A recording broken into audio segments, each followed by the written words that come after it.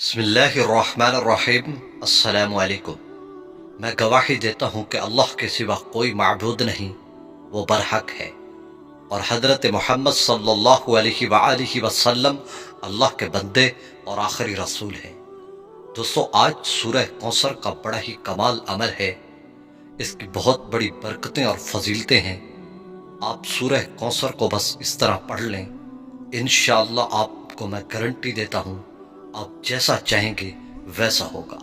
میں stamp paper پر لکھ کر دیتا ہوں کہ انشاءاللہ آپ اس سورت کو سینے پر پڑھ کر، یعنی سینے پر ہاتھ رکھ کر اس طرح پڑھ لیں تو انشاءاللہ آپ کی ہر مصیبت ٹل جائے گی۔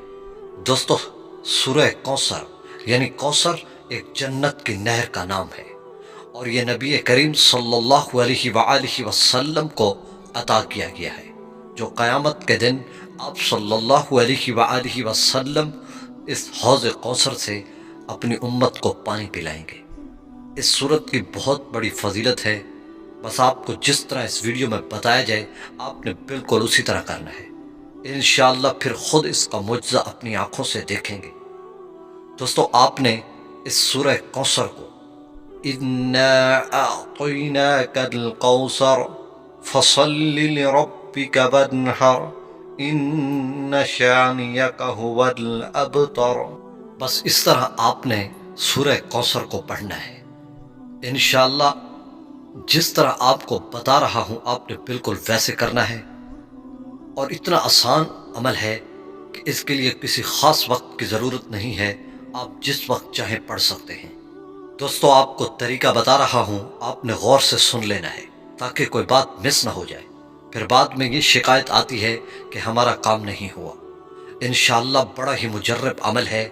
دوستو، سورہ کوثر کو آپ بس اس طرح پڑھ لیں، پھر آپ خود اپنی آنکھوں سے اس کی طاقت دیکھیں گے۔ دوستو، آپ نے کرنا یہ ہے کہ آپ نے کسی بھی وقت کوئی ٹائم ملے ایک جگہ بیٹھ جانا ہے۔ بیٹھ کر آپ نے پہلے ایک مرتبہ درود شریف پڑھ لینا ہے، کوئی درود شریف بھی پڑھ سکتے ہیں۔ اس کے بعد جب آپ یہ درود شریف پڑھ لیں تو آپ نے اپنے سینے پر دایاں ہاتھ رکھنا ہے۔ سینے پر دایاں ہاتھ رکھ کر 21 مرتبہ 21 ٹائمز یعنی 21 مرتبہ آپ نے سورہ کوثر کو پڑھنا ہے۔ اِنَّا أَعْطَيْنَاكَ الْكَوْثَرَ فَصَلِّ لِرَبِّكَ وَانْحَرْ۔ دیکھو، میں بچوں کی طرح سمجھا رہا ہوں، بالکل آسان عمل ہے، آپ اسے ہرگز نہ چھوڑیں، اور رجب کے مہینے میں اس کی برکت اور زیادہ بڑھ جاتی ہے۔ 21 مرتبہ پڑھ کر اپنے سینے پر دم کر دیں، اور آخر میں درود شریف پڑھ لیں۔ پھر آپ وہیں بیٹھ کر اللہ سے دعا کریں، جس چیز کے لیے اللہ سے دعا کریں گے انشاءاللہ